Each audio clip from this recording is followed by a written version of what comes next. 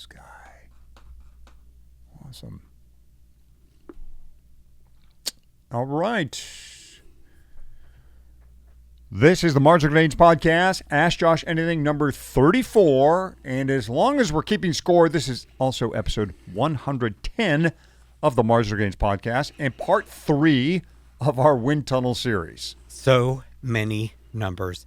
Originally, we were going to call this a mini series on wind tunnels, but as it turns out, we have not had so much to talk about one given topic, well, since chains and waxes, to be honest. If you haven't listened to our first wind tunnel centric AJA, be sure to go back and do so. And also catch that very interesting episode we recently released where Josh and Mark Cody had an in-depth conversation on Mark's experience as the father of the specialized wind tunnel. Yeah, so today we have an hour's worth of questions for Josh where we intend to go deep into the weeds again of what you can and cannot learn from wind tunnel testing. But first, I have a very non-technical question other listeners might have about wind tunnel testing. Josh, you've been in wind tunnels for hundreds of hours, and you've brought a lot of people into wind tunnels for their first times. What are people surprised by in their first wind tunnel experience? Oh, man. I would say almost universally, the athlete, universally, it's the cold.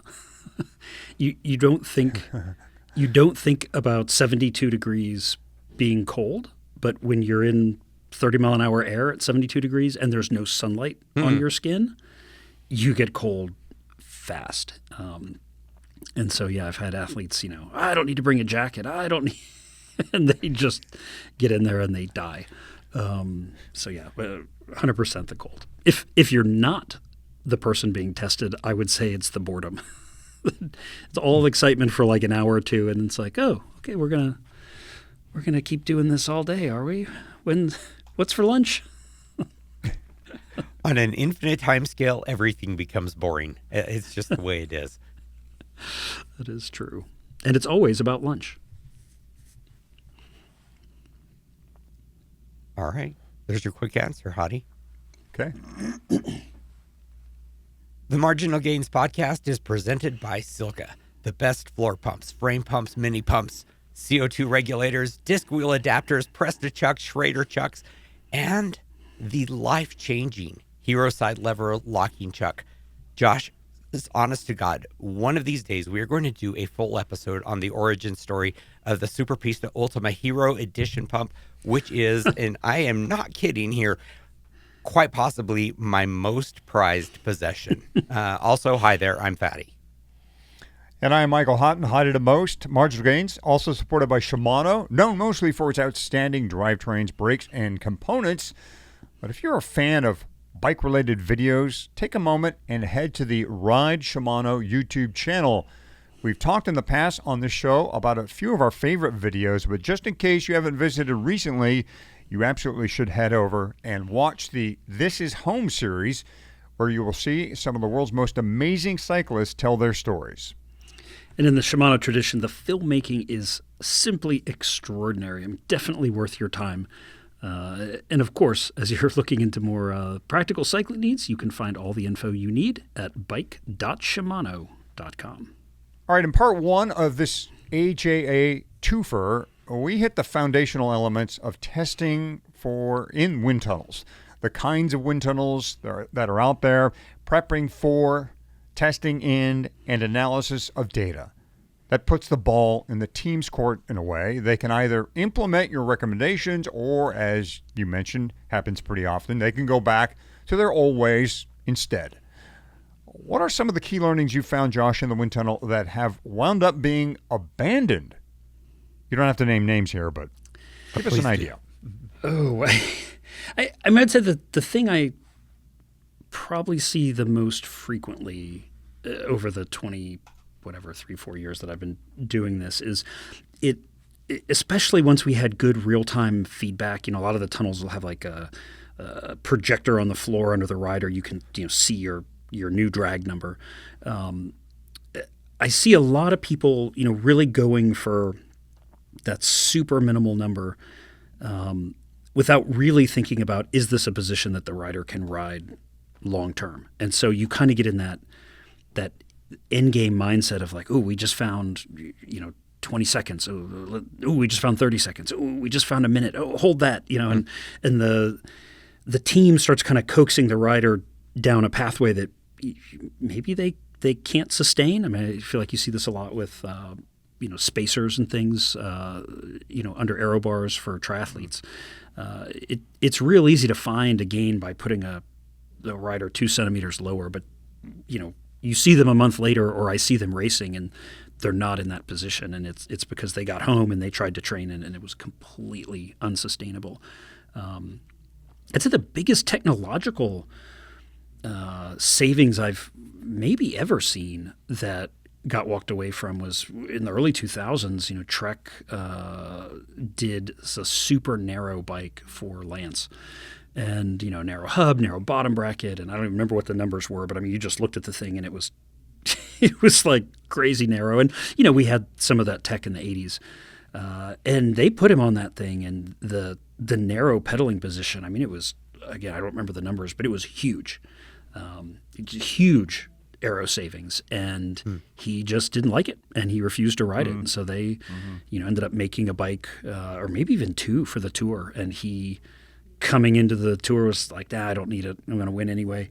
And he walked away from it. But yeah, it's crazy to think. I mean, one of those, 03, 04, probably somewhere in that time scale, he probably could have taken another, 30 seconds per time trial out of his competitors on that bike versus what he was on. And quite frankly, just chose not to. Mm-hmm. So when that happens, Josh, do you bring those findings to someone else, or do you recycle them back to the same team and say, look, I have something important here, or something that could make a difference? Or are there some wind tunnel gains that you've found that are still there for the taking, big discoveries you found that nobody has taken you up on yet? I mean, I would say a lot of what you're seeing in pro road right now is sort of a culmination of years of that. I mean, the teams that we're working with we're going longer, lower stems and narrow bars. And I think I've probably been preaching the narrow bar thing for darn near 20 years, and with zero interest from teams and riders. And I mean, thinking back to when I was racing, I mean, I always loved the 38 centimeter, the quote unquote like junior bars. And then only, of course, I ultimately dropped those too when you couldn't get the new generation Prima 220 or whatever that first ultralight handlebar was. And then, of course, when people started making carbon, your size limitation, or sizes got much more limited. So, but yeah, we've been, I think every tunnel test for the last 10 years I've been to with a pro team, it's like, hey, these guys need 38 centimeter bars. These guys need 35 centimeter bars. Let's stretch them out, get them a little longer. Let's, your team has an Aero helmet. Wear the Aero helmet. Wear the speed suit or the skin suit if possible. Things like that.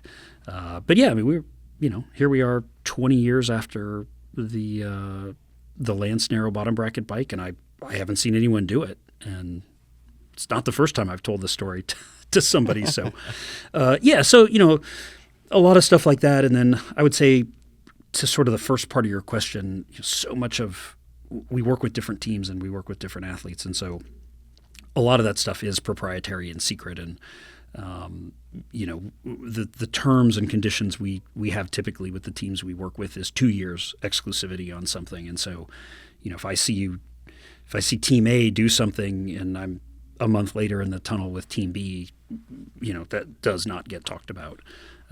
But a couple years on, it might come out as a suggestion, hey, why don't you try that? Try that swim cap under the helmet, those sorts of things. But I mean, I can't help but be interested in the narrow bike that you're describing. I mean, I'm assuming that it wasn't just a capricious decision on Armstrong's part, that there was a reason why he simply could not accommodate to the bike. Was it just that it brought his toes so close together that it was uncomfortable and, hurt his hips? Was it, I mean, is there I mean, no one's doing it yet. Why not? I think partly it's the nature of the bikes that we have, right? Mark hit on this a little bit in his episode, but you're going to build a new time trial bike. You've got to be able to sell it to cover the mold cost, and you're going to put $500,000, $1 million into mold tooling for a new bike that you need to sell. Well, somebody's got to make a bottom bracket for it, or with integrated spindle cranksets, then people need to make a crank that works in that bike. And what's the bottom bracket situation going to be? It's easy to press fit in something like that, but people don't like press fit anymore. So, I think there's a long tail of other stuff that would have to happen to make that work. And, I think you certainly see people, we have this weird kind of dichotomy, right, where people want the coolest, slickest, most integrated package that they can get. But then as soon as they have that, all they generally want to do is kind of like bitch and moan about how complicated and difficult it all is. And, we're living that now with, everybody wants that Aero road bike with the full hidden cables and all that stuff. And then, of course, everybody who's got one just wants to tell you, what a pain in the butt it is to have to deal with it. And so you think of things like narrow custom BBs with specialty cranks and the production volumes on these things are all going to be really low, right? So the prices are going to go way up. And now we're having that discussion again about, how the bike industry is like ripping everybody off by charging so much money. And, and the reality in the back end is like, no other industry on earth makes machines tuned at this level in these super low quantities for the general public.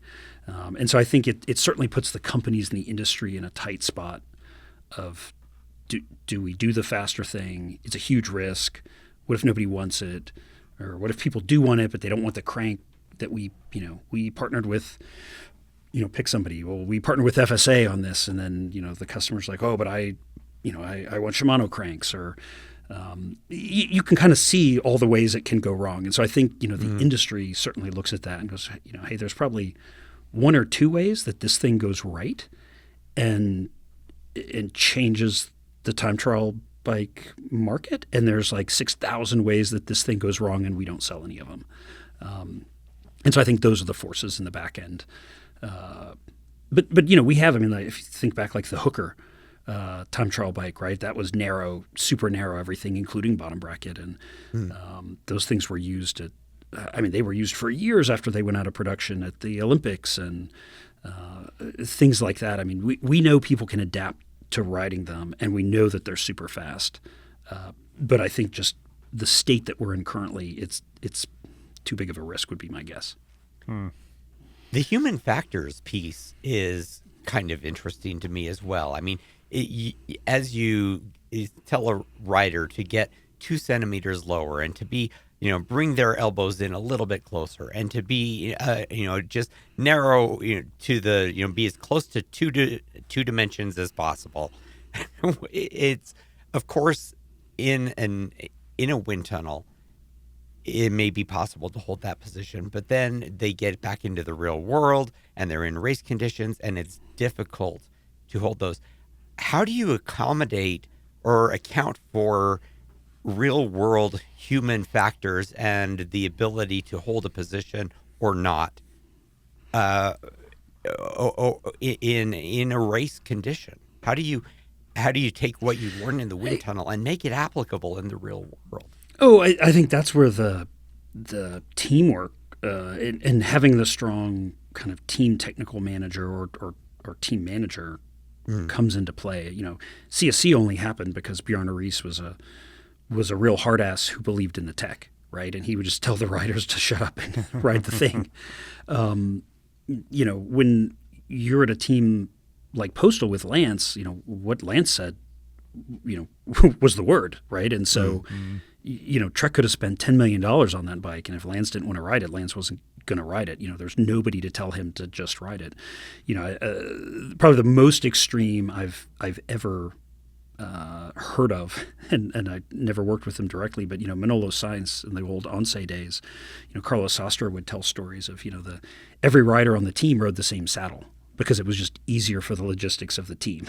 and everybody had the same shoe, and Wow. they were just and what Manolo said was what you did, and I think the team could still be successful because they also on the other side of that were filling everybody up with multiple human beings worth of blood and other things, and the team was able to be successful. But you've got to have that balance, right? I think CSC was at a cool place because you had a lot of smart riders who didn't necessarily have comfortable homes in other teams, who tended to be maybe a little bit more on the technical side, and then you had Reese, right?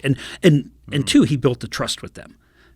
He was a hard ass who told them what to do, but they also had the trust that he knew what he was doing.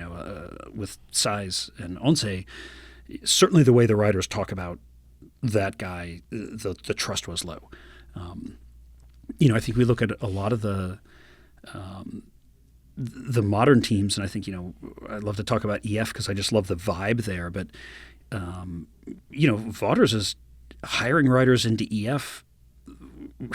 I mean, with personality testing, and I mean, you've got to be smart. You've got to be able to interview. You've got to riding your bike is a piece of it, but there's a lot of other stuff there that I don't see in other teams, and and then they do really cool things like they integrate sponsors and staff into meals, and there's a no telephone at the table rule, and so if everybody's sitting together having dinner, you have to talk to each other, and there's all sorts of joke penalties or whatever for and public shaming for people using their phone at the table, and it just creates a vibe of trust and empowerment. And I think as a result of that, if you find something at the tunnel, and I can say it now because they just started racing it at Tour Down Under, but they've got this new Aero road helmet that Puck did for them at the request of Andreas Clear, and some stuff that we'd seen in the tunnel and some other tests, and some ideas that the Puck guys had, and it's a really cool thing. And I think it's kind of the same thing with some of the positioning. Hey, we're going to make you guys longer and narrower, and you're gonna train that way, and your body will adapt. And then when you start to see the results, it's going to snowball. And I really feel like we're starting to get there with a lot of these teams, and that to me is exciting. But yeah, it absolutely. Just because you find something in the tunnel today doesn't mean you can implement it tomorrow. And certainly, there are, I'm sure, some physiological adaptations that are just unworkable long term.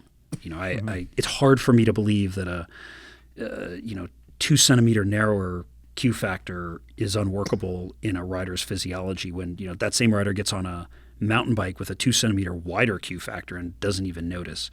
Or you get on a fat bike, right, which is way wider, and people don't die, right? Your knees don't explode because you rode a fat bike for a couple hours. So, and again, I think we had the Hooker elite era. How many national championships, world records, Olympic medal were won on those bikes, both on the road and the track? A lot, and they had even narrower Q factor, I think, than what. That particular trek bike did. So, yeah, I'm 100%. There's positions you can put riders in that you can pretty much look at and go, oh, that's never going to work. That's unworkable. But some of this stuff, Q factor in particular, or just go to the 35 centimeter bars like that. If you put your mind to it and you want it to work, you'll make it work. Mm-hmm. Yep. The second thing you noted in our last AJ episode is that one of the common outcomes of the post-wind tunnel analysis is that you have a lot of new questions you'd like to bring back into the tunnel. So do you generally get the opportunity to satisfy those new questions? And if so, give us an example. Oh, gosh.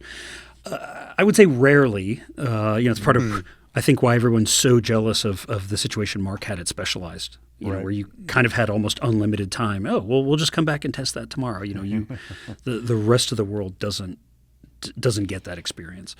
I think the things that come up when you're at the tunnel are always generally kind of in that category of the why, right? That you test thing A and it's faster than thing B, and thing C is faster than thing A, and generally there's some, it's kind of why we used to blind all of our. Can't remember if I've told that story before, but like where the Firecrest name came from, everybody's partial to their ideas, right? Everybody loves their own baby, and you just don't want people doing things to skew results in a technical environment. And it's easy to put a little more air in the tire or less air, or I don't know. It's just easy to do things even subconsciously in the favor of your idea or your product. And so we would do this sort of double blind thing where like all the prototypes would get a number, and then all the numbers would be mixed up and assigned a bird name. That's where Firecrest came from. It was, once we had gone through all the bird names that had like, cock and tit in it. So thank goodness, right? It could have been,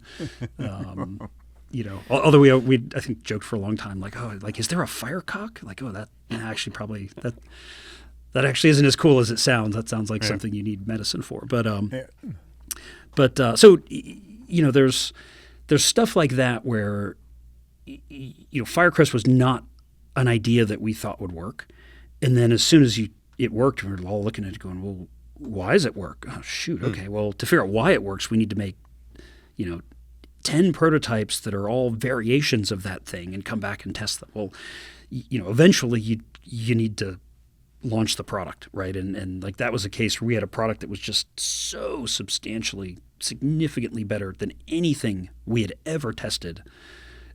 You just like, we got to get this thing to market yesterday. Mm-hmm. I'd still love to go back and we did a lot of that study, or tried to do a lot of that study later on in CFD, because the CFD can give you some insight into the why. Oh, your pressure's lower here, higher there. You can look at the flow lines. Oh, we're getting separation. It starts to answer those why questions. But yeah, the tunnel from a why perspective is quite cruel. You take the thing that some engineers killed themselves on for the last 6 months that they think is amazing, and you put it in there and it completely sucks. And it's like, well, it sucks. and that's it. There's but why? What did I do wrong? What? There's a million questions. Like, yeah, no idea. Just sucks. So yeah. And then, with athletes, I would say that's kind of the story of product. It really, especially if you don't own your own wind tunnel, really just comes down to building out a matrix and filling it, good, better than that. Oh, maybe, and of course, by the time you filled out, you have to fill out the whole matrix to say which one's the best. And generally at that point, you're out of time. So, so you're always thinking, oh, the next time I want to really look at an island kind of around, what if I take that shape and massage it plus or minus 5% at various places along the chord, and you come up with these ideas. How often do you really get to do that? Almost never. Wow. And then with the athlete, you sometimes can play around a little bit, but typically, by the time you're coming back, I'd say most athletes, they're in there once a year or maybe every 2 years. So much has changed that you generally start with a baseline and you're almost instantly on to some other thing. You change bike sponsor and now it's done this to your position, or you're too, you want your saddle too far forward. We see this, I feel like, a lot with triathletes. There was a period where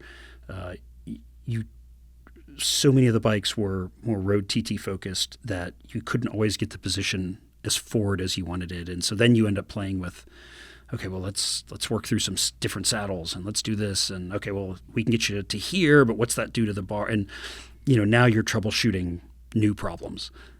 So yeah, I would say 99% of those questions that come up never get answered. Oh man. It's something I had never thought about before, is the cruelty, as you described it, or the heartbreak of the wind tunnel, the going and bringing your baby into the wind tunnel. 6 months of hard work and innovation and finding over the course of 90 seconds that it's gone. It's gone. And cost. I think that's the other one that gets absorbed. Plastic wind tunnel wheel prototype, thousands of dollars, right? And so it's not to mention the tunnel time. So when you have things like that, particularly that somebody's fallen in love with, it can just hit you hard on so many levels. And it really is a skill too, I think, in coming out of a test and not looking at it and just seeing it as like money burned. But I always used to joke with the team of like, guys, we just have to be comfortable that 90% of what we take to the wind tunnel is going to be the equivalent of putting cash in a barrel and setting it on fire. And that sucks, right? And we're going to learn that our children, our babies are ugly. and that's just what it is. And it sucks, but it's why you're there. That's amazing. I want to take a break from the heartache for a second and talk about something that is going to bring our spirits up a little bit. Coffee. Generally speaking, you think about coffee, you think about one particular flavor, but coffee can be so much more. Oh, yeah, for sure. How about a coffee that has hints of M&Ms and banana split, or blueberry jam and candied almond, or brown sugar and cocoa? That's what you can get out of your coffee if you go with the marginal gains of coffee in Perk Coffee. Yeah, Perk Coffee seeks out the very best coffee farmers from around the globe, turns those beans into something that goes beyond the singular flavor profile we normally associate with coffee. And they do that by dialing in their roasting technique to bring out the flavors of the origin of the coffee. And if you want something that's just deep and dark, that more traditional coffee flavor, Perk has that too. But I personally would encourage you to try one or two or three of Perk's single origins and discover what coffee really tastes like. If you really want to get into the marginal gains of coffee making, you can check out their brewing method guidelines. Really interesting tips, tricks on how to dial in, your Chemex or Aero press or French press, which coffee to match with which brewing method. Really amazing stuff. So yeah, highly recommend checking that out. Our listeners can get 15% off their first order by using the code MG15 for 15% off. Go to Perk Coffee, that's perccoffee.com/MG15, and remember to use that MG15 code at checkout. Okay, Josh, I want you to not think about the cost of a wind tunnel for a second. How much would someone like Hottie or me, an amateur cyclist, be able to learn about themselves from a session in the wind tunnel? Like if, you and Hottie go and you spend a day in a wind tunnel and you come out, you spend a couple days analyzing how he rides, his bike setup, his position, his riding style, and then he took everything you said to heart. How much faster could he be? Oh gosh, those are some of the most fun tests you can have, because I think there's so much low-hanging fruit with your average. Excuse me, guys. Let me just start that one over. Mm-hmm. Those are some of the most fun tests you can possibly have, because there's so much low-hanging fruit with your average cyclist. You think by the time we get a lot of world tour riders in there, or top-level triathletes, they've been refining these positions. They're on really good, maybe not the best, but close to it equipment. And they've probably had someone providing them some guidance, even if it's just, what we like to call eyeball wind tunnel, to get their position there. But so, yeah, when you take an average person in, you can find huge savings pretty quickly. It is not uncommon for like an age group triathlete to go do a couple hours in the tunnel. And you can find 20 minutes of savings in an Ironman bike leg. Wow. Which is really fun, right? Like, hey, let's just tweak these 3 or 4 little things, do this, do that. There's 20 minutes.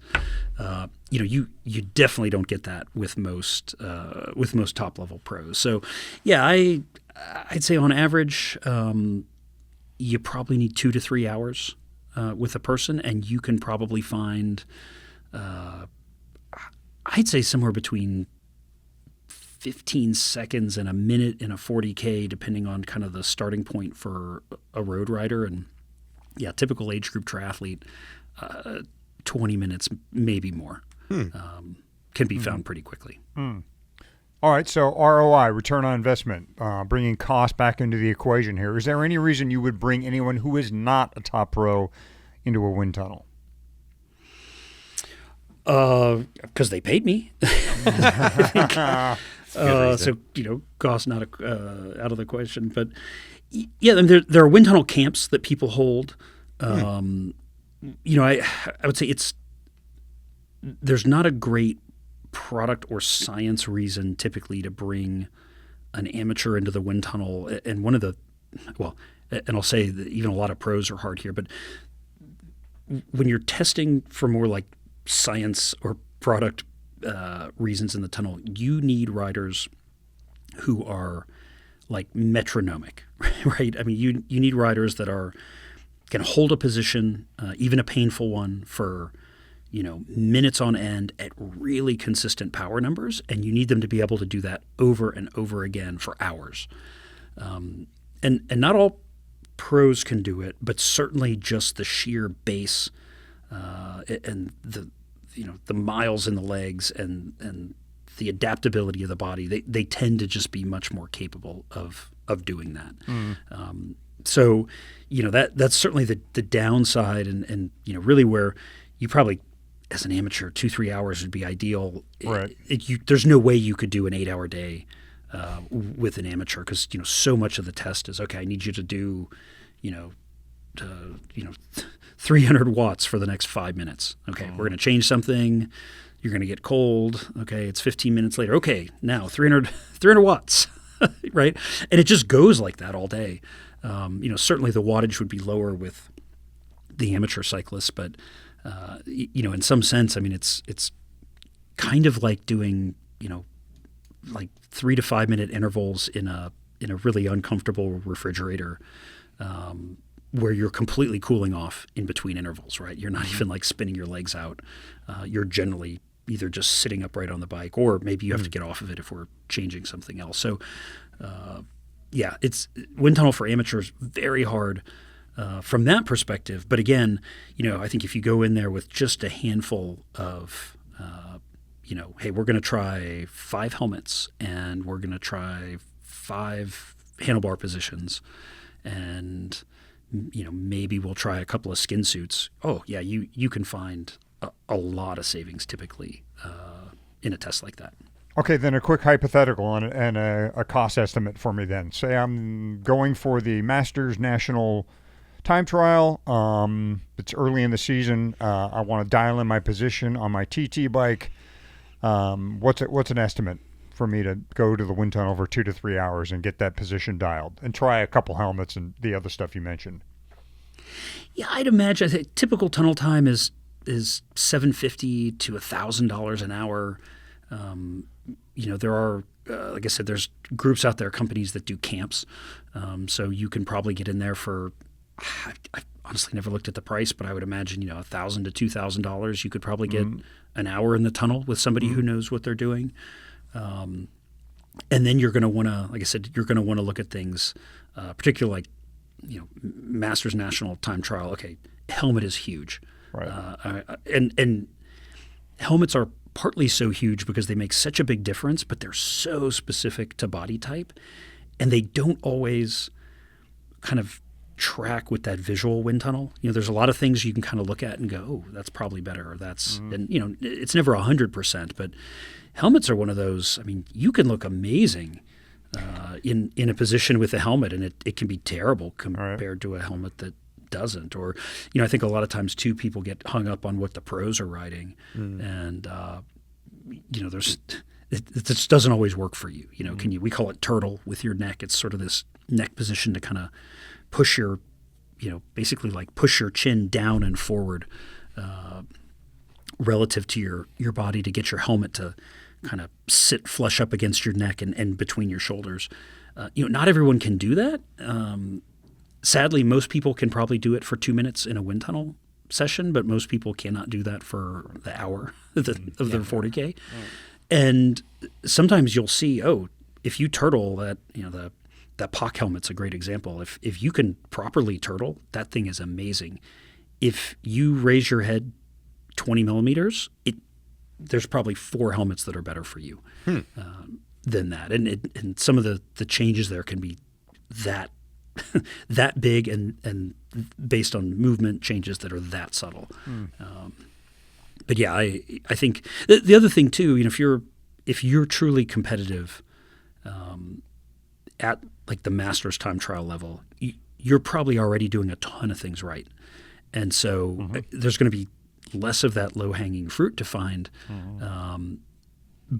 But there's probably going to be some things that, again, with an experienced tunnel technician, or fitter, or whoever you're working with, there's always 3 or 4 things. I mean, I've never taken even a world time trial champion into the wind tunnel and not had 3 or 4 ideas going in on things that we wanted to look at. And in general, a third to half of those things will work. Yeah. So I think that really I'm asking almost the same thing that Hottie is asking, but say, I am someone who is highly competitive. I am looking to be just a couple minutes faster. It could be the difference between a podium spot and mid-pack. I have $5,000 to spend to become 2 minutes faster in, a 40K TT. Or I don't know, maybe that's not even possible. 30 seconds faster. Is the wind tunnel going to be one of those things that you tell me to spend my money on? Or are you going to say, nah, you can become much more you can become much faster by doing this and this and this? Or is there lower hanging fruit than a wind tunnel for a normal person like myself or like Hottie? I would say at some point it probably becomes down to the old line about there's some people have more money than time and others have more time than money. And I would say that particularly the amateur athletes and I do not work with any amateur athletes, but I know people who do, and I see some of those tests. They're generally people with more money than time, and the wind tunnel can be a very I would say both cost-effective and kind of fast way to find those gains. If you can dedicate a day to going and getting this test done, finding some things, making the equipment change or buying the thing that you tried. And a lot of the tunnels out there will have like a wall of helmets. Silverstone Tunnel in particular is amazing. I mean, I think they've got every TT helmet you've ever seen, and they also have all of the skin suits, including the $15,000 insane ones, right? And so you can go in there and you have access to all of that stuff. And so, in a sense, I think, if you're that person, you can find your savings and find that the thing that you want to buy and the position change, and you can do all that in a couple hours in the tunnel, right? So you're out a day. You can save a fortune and get almost the same stuff by going out and doing like virtual elevation testing. And of course, the downside to that is just that it's tons of time, right? It's 3 to 5 runs per thing that you're changing. You've got to have the kind of the course to do it. You need to be unimpeded and really unpassed by vehicles because they can affect the aerodynamics and those things. And so, with virtual elevation testing, you're probably spending an hour here or there to test one thing, whereas maybe you could test 4 or 5 things in an hour in the tunnel space. So I would say it's certainly, if you've got the money, it really is. It's not a bad place to put it, and it's probably a pretty time efficient place to put it. But if you don't have the money, you still have options. It's just going to take you a lot longer to get there. Doing it with field testing. Very good. Well, let's talk for a second about gear again, the used bike market in particular. This is a hit or miss area, and I'm afraid it's mostly miss. There's just a lot of junk out there that the discerning cyclist wants nothing to do with. which is why we are happy to be partnered with Bicycle. I went to Bicycle's site this morning and tested one of the toughest categories, steel road bikes. On other sites, you usually find the occasional gem, but mostly it's just a lot of clapped out bikes, rusted machines that look like they were just yanked up from the bottom of a lake. And while I didn't survey the hundreds of steel road bikes on Bicycle, the couple dozen that I did looked in great condition, including a drool-worthy Merck's 711 edition from the 80s. Sounds so nice. Yeah, that's really what you get with Bicycle, right? A site run by people who are focused on bikes, and not just any bike, but bikes you can actually ride with confidence. Bicycle has guaranteed buyer protection, secure payments, and first-class services from carbon checks to refurbishment. Of course, Bicycle bikes have to come from someone, and that someone may be you. So if you are a seller, Bicycle can also be the spot where you connect with a buyer. Bicycle provides a bike box and packaging materials directly and opens you up to thousands of riders who are in the market for something used and in great condition.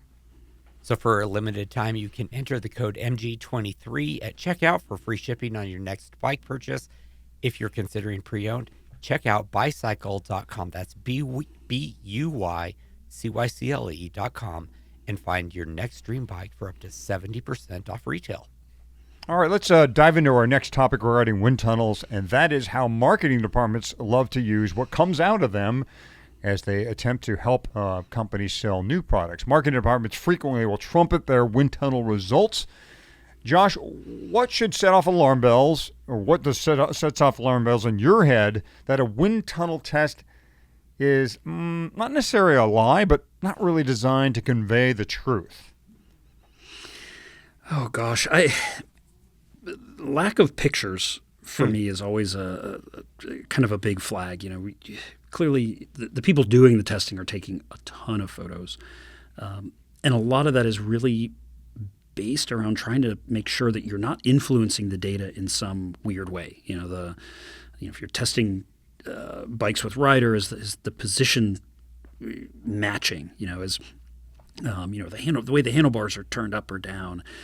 We had and we'll not name names, but 15 years ago, a big white paper written by a company in a test, and when we finally pressured them into providing some photos, people noticed like, oh, the prototypes, the plastic prototypes for the new model weren't cabled, and this was before the cables were completely hidden. And of course, the bikes they were testing against were like stock off-the-shelf bikes with cables. And, that's a big freaking difference. Right? Mm-hmm. It's not a fair fight. It's not at all a fair fight. Those four cables in front of a head tube versus zero, which had they been testing a very early fully hidden cable bike, different story. But that's not the case. The other one that, and I think this is where the technical people in the marketing department, there's always this push and shove. The marketing department, typically like they want to win. They want the best data possible. They want the bike to look amazing. And the engineering department, and a lot of times is, certainly pushing for a more nuanced approach of, we're better in these conditions, and those are the conditions you experience more frequently, or whatever the argument is. But one that I think is really notable, it's just by the nature of how it works. When you put a rider on a bike, your data gets noisy and ugly, and especially if you're putting an average rider on the bike, right? And so, a lot of times these companies, it's, get Steve. He puts a lot of miles in. He'll be our wind tunnel dummy. And so a lot of times what I see are companies, maybe say making a wheel, and they're doing a wheel test shootout, but they're doing it rider on, and they're claiming numbers that really you can't find with a rider on the bike. I always default to my grams of drag, but we're 7 grams of drag better than this other wheel at this condition. You're like, yeah, except you have a rider on the bike, and that's giving you plus or minus 30 grams of drag at that particular tunnel. And so you see a lot of, I would say that, kind of way back, one of the things I always poked at when I was at Zip was, we didn't hide the nipples. They were always exposed so you could work on the wheel. And it was totally one of those things where people say, oh, but we all know it's faster. Say, hey, I test it back to back in the tunnel, and the tunnel just doesn't have the resolution to say that it's faster. So I agree with you. It looks like it's going to be faster. It feels like it's going to be faster. But you can't start from the standpoint of we know that's better, because if I test it one way and I test it the other way, I get exactly the same data. And so, there's certainly things like that that I think come out. Oh, well, let's test it 4 times each way, and then we'll pick the best of this one and the worst of that one. And oh, look, now it's better. And a lot of what you're doing is just hiding the variability within the tunnel itself, or you're hiding within the uncertainty and repeatability of the tunnel. And then particularly if you have a pedaling rider on board, you can probably darn near say almost anything without fully 100% lying.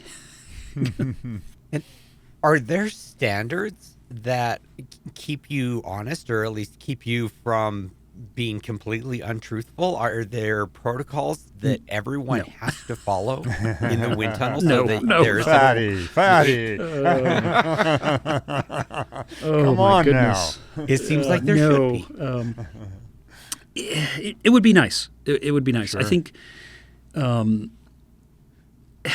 I think it, and this is where it really gets hard. Sometimes you have to create new or different protocols to find to find new and different things. And a good example. When we were developing Firecrest and we had the CFD data showing that the center of pressure didn't move nearly as much on other wheels, and the riders who ultimately start field testing it say, oh gosh, it handles really well. And the CFD had predicted that it had a much higher vortex shedding frequency than the wheel otherwise would. And you have to go back in and kind of change the protocol to look for that stuff specifically. And one of the things that we started looking at was, well, what about kind of more rapidly changing wind conditions? Can we record data while we're yawing the table? Is it any quality to that data? And we found that certainly with the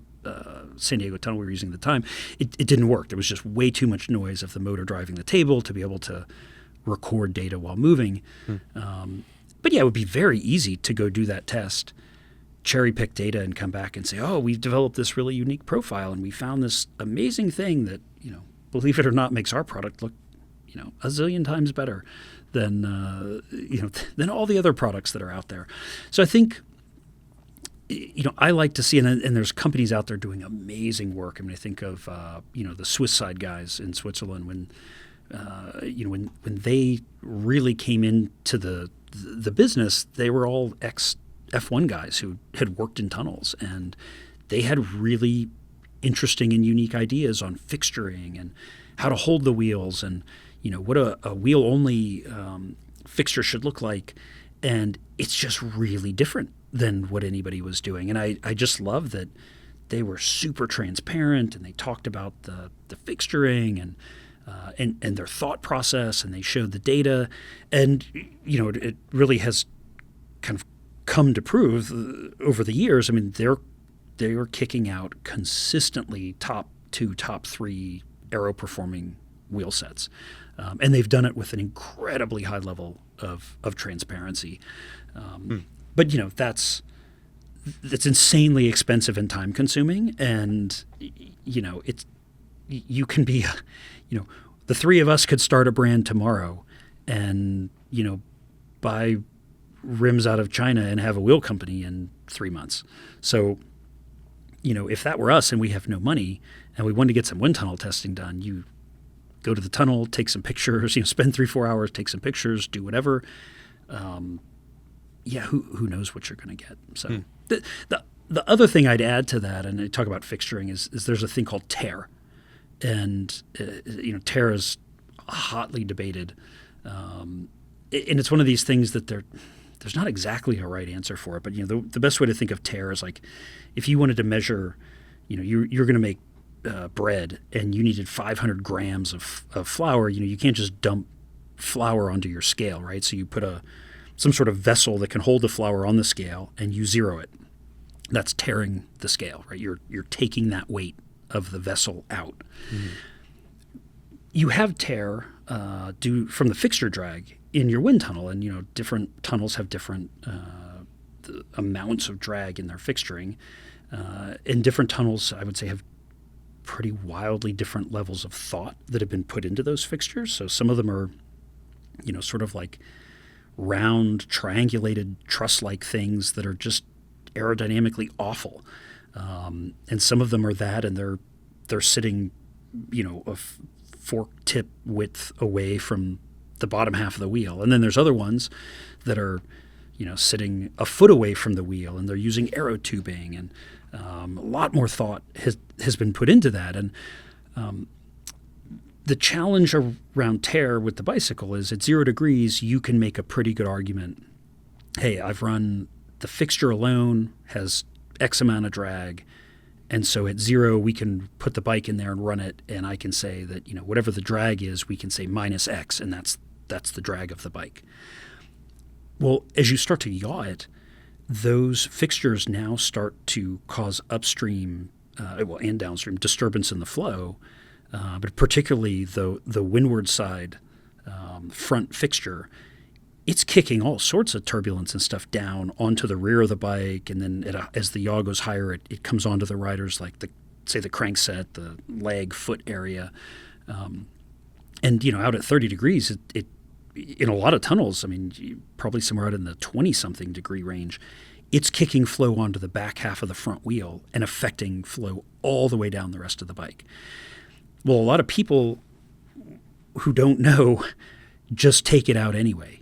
And, that's one that it's really hard to kind of get an answer there, because you think, well, I hate to just subtract it because it's clearly having all these effects on all these other things that we don't understand. So, keeping it in is wrong, but subtracting it is also wrong. And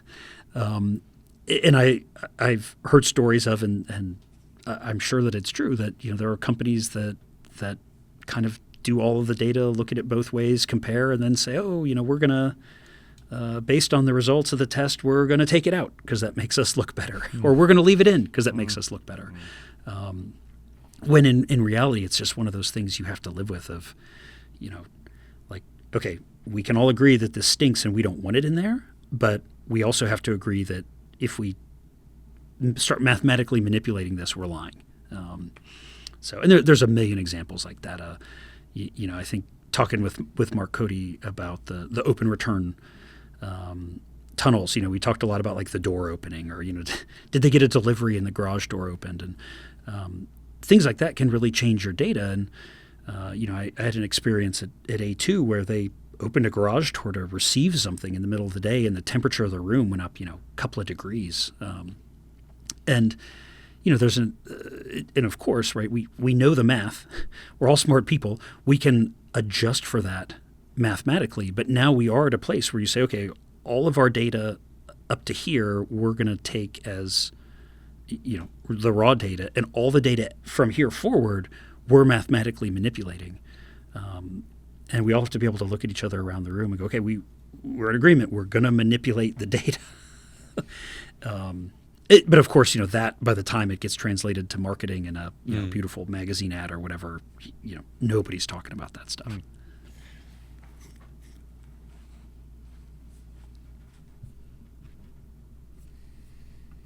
So, Hottie, I'm sorry. Pause for just a sec. It looks like I kind of stole the one on standards. Do you want to go ahead and take the flip side of the myth busting? But it kind of sounds like we just got done to that. what? Hit the lightning. Let's go right to lightning round. Yeah. Let's go to lightning. Yeah. Agree. Yeah. We got that covered. Yeah. Go for it. Okay. Perfect. Okay, Josh. A few quicker questions here. You spent a lot of time in wind tunnels and have no doubt noticed things that they can't test as well as you'd like. What is missing from wind tunnels that would make them better or more capable? If you were building your dream wind tunnel, what would it contain that wind tunnels don't have right now? Ooh, I would say the next level of questions I'd love to see solved are kind of based around transients. So, the things we all experience in the real world, a car passes. A car passes, coming at you versus going your direction. You have a strong crosswind and you ride past that giant mailbox or hedgerow, and it goes away and then it comes back. I think there's still a lot, at least in my mind, I think there's still a lot to be understood around handling center of pressure and some of these shedding dynamics of the flow.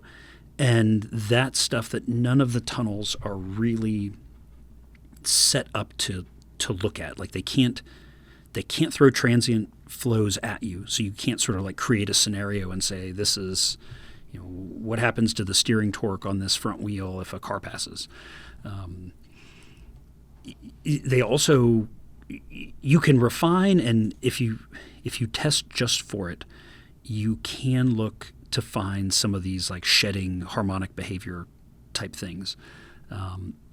But it's pretty darn noisy. And so I don't think any of the testing that can be done in those areas right now is producing data that's consistent enough to be actionable by the engineers.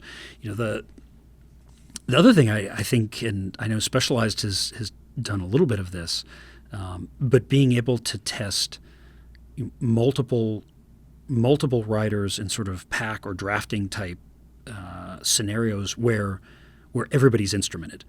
So I think the Specialized tunnel is amazing in that, they can take the instrumented rider and put a rider in front or behind or kind of build a little peloton around them.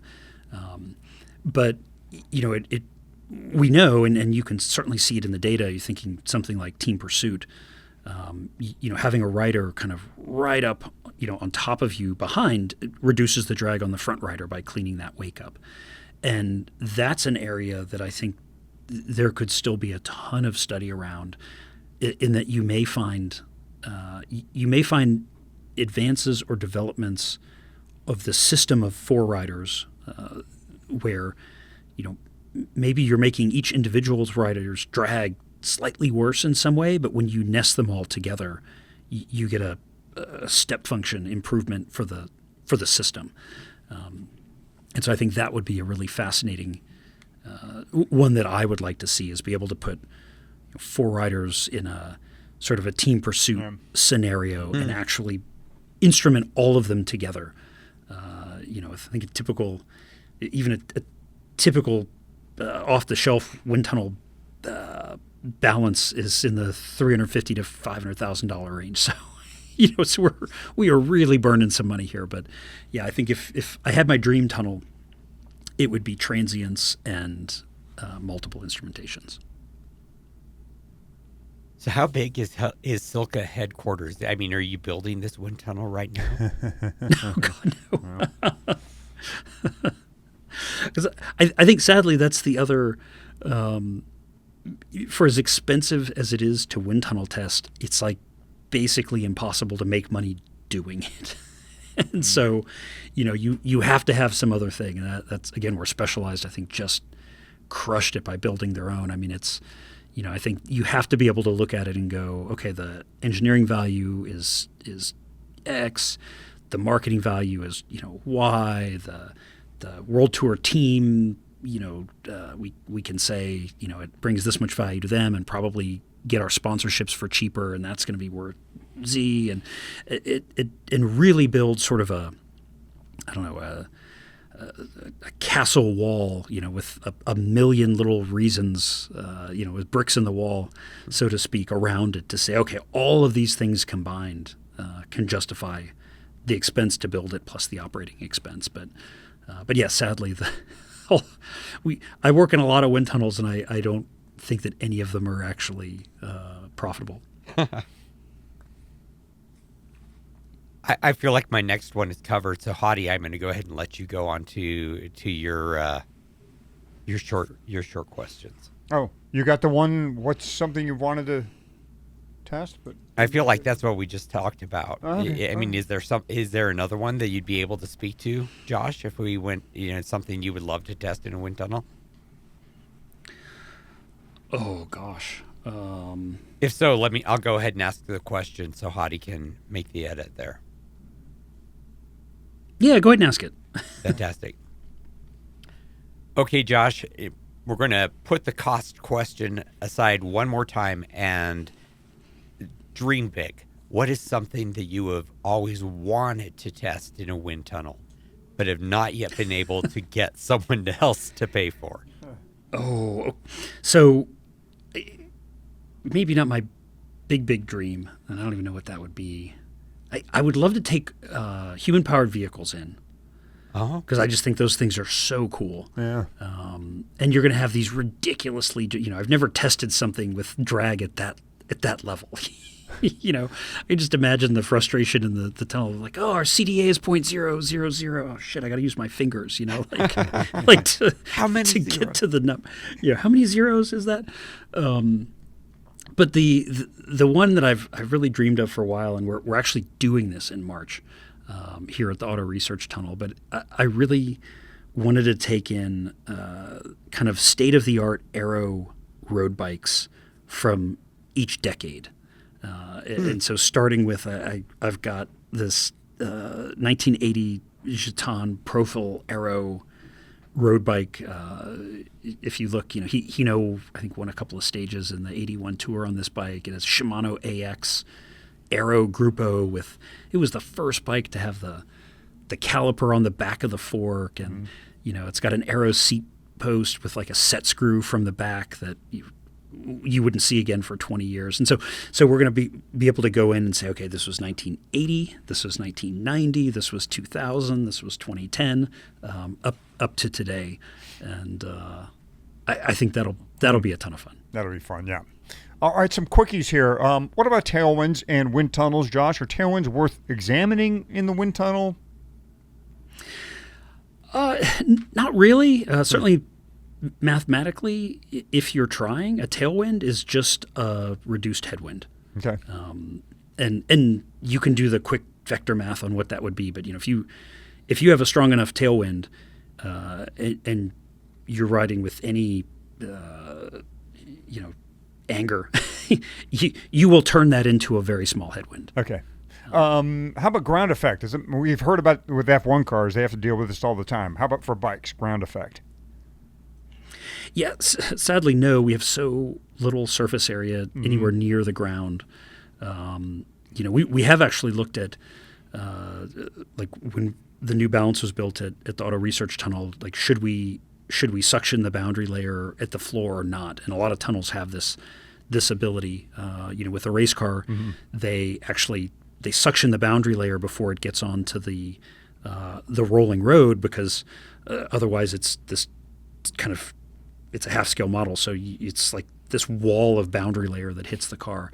And what we found is, for the bicycle, it doesn't matter. Right, You can't see a difference Makes sense, yeah. in the tunnel at all. I will say we are beginning to see, and I'm excited to see where this goes, but in MotoGP, like the very beginnings of some little ground effect nonsense, for lack of a better word, beginning to happen. They're putting some like little sticky outy bits down kind of in front of their rear wheel, and kind of changing the way they're doing some of the body work. And I think I don't follow it super closely, but people send me pictures, and some of it actually really does look to be some true flow redirection to try to give a little bit of ground effect-ish downforce down there. Pretty cool. How about different size bikes and their CDA values? What should the consumer know about this? Or is there a difference bike to bike, size to size?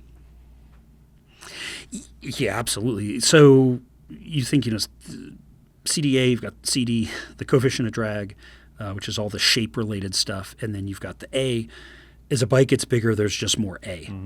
So, as generally taller bikes have more A, shorter bikes have less. But one of the things you do start to see that's kind of interesting is, particularly in aero bikes where you've got an aero down tube, that area behind the head tube actually have less ability to clean it up in very small frames. Sure.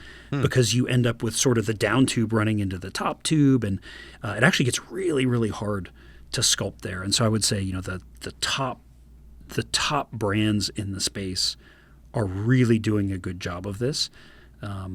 But there are absolutely some bikes and some brands out there that I look at and think, oh wow, the 48 centimeter version of that frame is got to be way worse CD than the 56 centimeter version of that frame, just due to some of the geometric limitations, based on some of the other design choices in those frames. So, yeah, it's not guaranteed if this bike won the Tour Magazine wind tunnel test as a 57. It is not guaranteed that it's would have won it had they been testing 50s or 48s or 52s. What bike will companies generally put in, though? What size? Will they put mediums or larges, or will they try to figure out which one's going to do the best? Gets back to our standards and protocol question. Yeah, I mean, I would say that typically the bike design that I've been around, you're generally doing everything around like that medium size, and largely because that's the bike that as soon as you start to lock things down and you go to prototyping, that's the bike that you're going to get the most hours on from a field test perspective.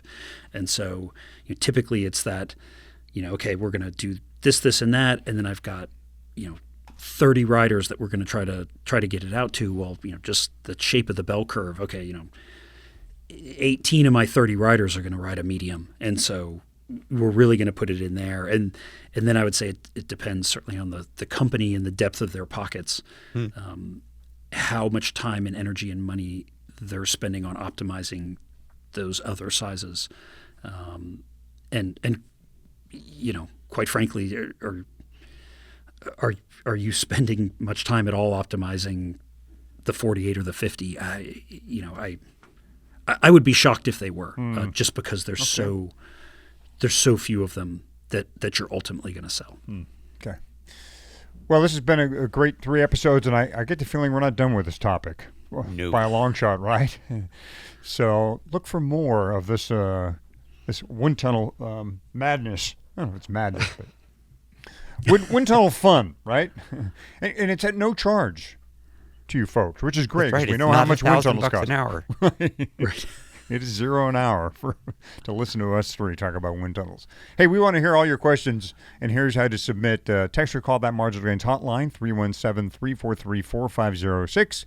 You can also comment on this or any episode at marginalgainspodcast.cc, which is where you will see links to all the platforms for listening to this show. Thanks again for listening, and we'll be back soon with more questions and answers on Marginal Gains.